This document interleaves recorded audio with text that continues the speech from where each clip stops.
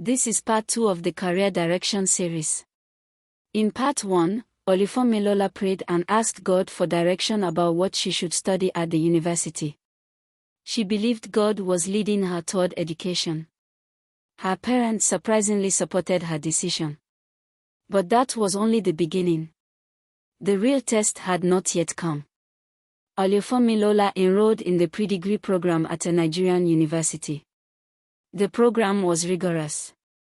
Students from different disciplines competed for admission into different degree programs within the same university. The academic standards were high. But God blessed Olufunmilola throughout the program.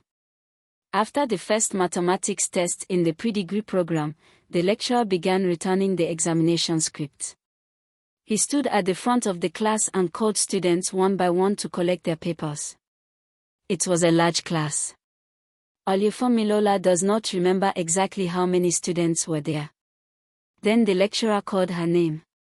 As she walked to the front of the class to collect her script, something unexpected happened. The lecturer paused. Then, in front of the entire class, he praised her excellent performance on the mathematics test. For a naturally quiet and introverted student, this was both encouraging and a little embarrassing at the same time.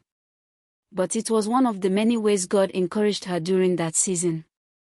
At the end of the program, both sisters performed exceptionally well. In fact, they were among the top students in the pre-degree program. Olufunmilola scored 81%. Her twin sister, Olufunmilola, scored 83%.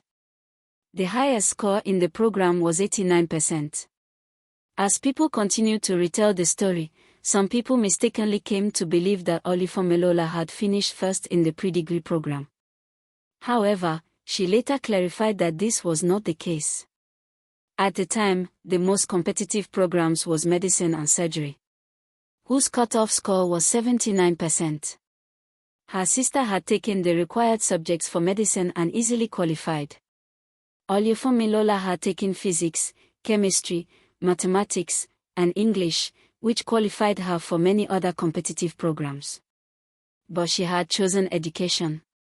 Then the questions began. People could not understand her decision. Why would someone with such a high score choose education? Some people tried to counsel her. Others tried to persuade her to change her mind. One person suggested that she should study medicine.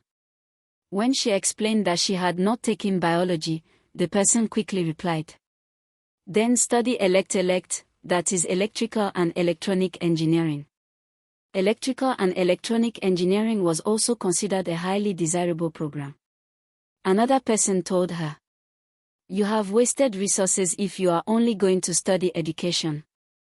Those words were painful. But they were not the most difficult challenge she faced. One Christian leader reached out to her and shared the story of Abraham and Isaac.